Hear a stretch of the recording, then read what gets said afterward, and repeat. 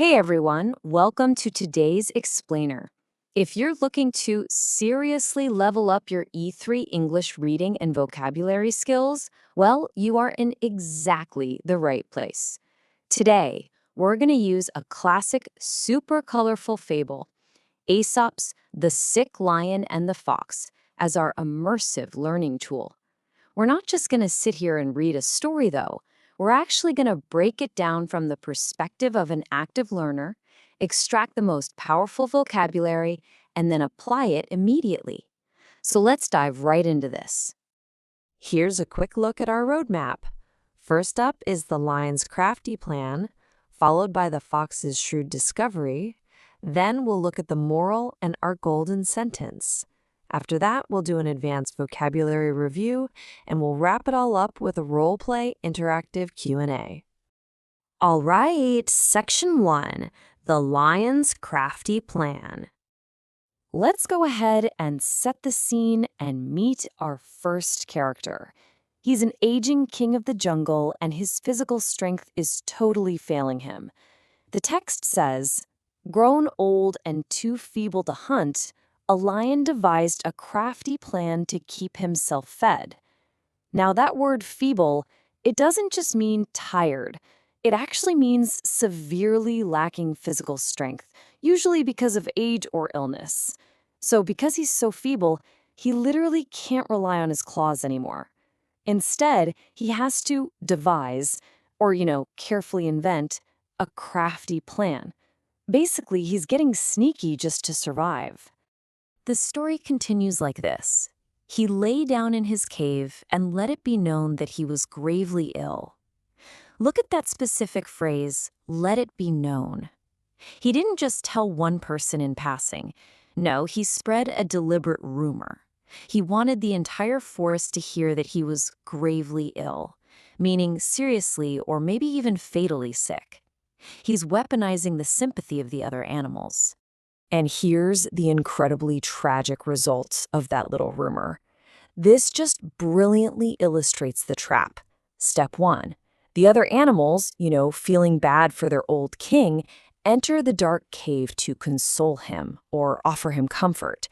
Step 2, they are seized, just grabbed suddenly and violently. And step 3, they are devoured, which means eaten quickly and hungrily. And the most chilling part of this whole text? None who went in ever came out again. It's entirely a one-way trip. Section 2. The fox's shrewd discovery. Enter our second character.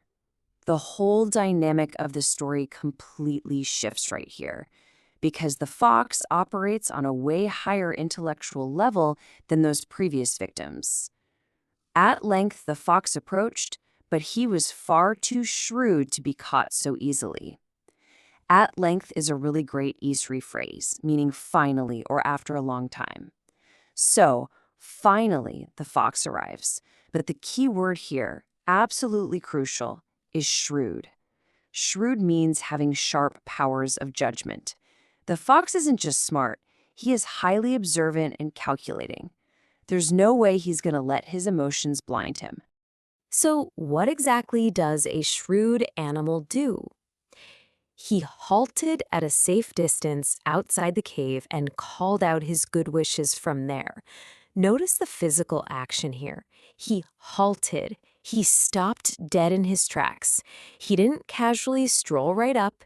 He deliberately maintained a safe boundary. He's being polite, sure, calling out his good wishes, but he completely prioritizes his own safety above any social expectations. When the lion invites him inside, the fox delivers this absolute mic drop of a quote. Listen to this. "I see a great many footprints leading into your cave, but not a single one leading out." So the big takeaway here is that the fox didn't even need to see the actual danger to know it was there. He just used deductive reasoning. The evidence was literally written right there in the dirt. Section 3. Moral and golden sentence. Let's step out of story mode for a second and into mentor mode. We're going to extract the ultimate lesson from this fable, which will honestly make us better thinkers and better English speakers. This brings us right to our golden sentence, the core moral of the entire fable. A prudent person learns caution from the misfortunes of others. Let's unpack that English really quick. Prudent means acting with or showing care and thought for the future. And misfortunes are just bad luck or disastrous events. So a wise, prudent person doesn't need to actually get eaten by a lion to know a cave is dangerous, right? They just look at what happened to everyone else and adjust their own behavior. Section 4, Advanced Vocabulary Review. Okay, let's see how all of this builds our E3 vocabulary arsenal. A seriously great way to remember words is to associate them with the characters who represent them, noticing that clear contrast. So on one side, we have the lion's words. These are predatory, deceptive words. We've got feeble for his physical weakness, devise and crafty plan for his sneaky mental state, and devour for his violent action. Then on the other side, we have the fox's words. These represent high intelligence and survival. Shrewd for his sharp mind, halt for his physical boundary, and prudent and caution for his overarching philosophy. Pairing words with characters like this makes them so much stickier in your memory. Section 5, Role Play Interactive Q&A. It's time to put all that active learning to the test. We've got 3 scenarios to see how we can elevate basic English into advanced, colorful E3 English. Role play number 1. Imagine you are the lion. You're old, you're feeble, and you need to trick the animals. How do you spread the word to get them to come to your cave? Think about the vocabulary we just went over. All right, let's look at the comparison. A basic English speaker might say, I am very sick. Please come here.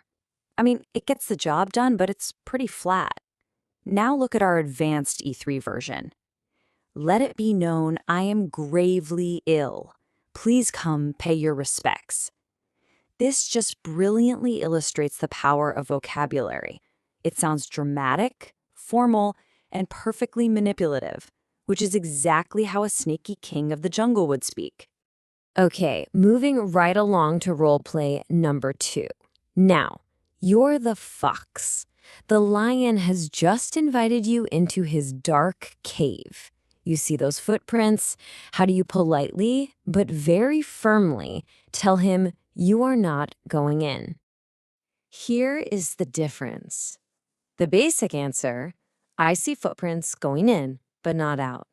It's true, yeah, but it's blunt. The advanced E3 answer uses that amazing phrase we highlighted earlier. I would gladly enter were it not for a great many footprints going in and none coming out. For our final challenge, role play number 3, let's step back from the characters entirely. You are now the narrator. The story has ended. The fox has walked away completely safely, and the audience is looking to you for the moral. What is the actual lesson of this fable? So the basic takeaway is simple enough. Be careful when others get hurt. But hey, you're an advanced learner now, so you can deliver the true golden sentence. A prudent person learns caution from the misfortunes of others. By memorizing and using these complete, advanced sentences, your English is going to sound natural, highly intelligent, and super articulate. Which brings us to the end of our explainer, but I have one final question to leave you with. How can you apply prudence in your own daily life? Where can you learn from the footprints of those who came before you, avoiding their mistakes without having to suffer those exact same consequences yourself? It's something to think about. Keep thinking like the fox, keep practicing those E3 vocabulary words, and until next time, stay curious and keep learning.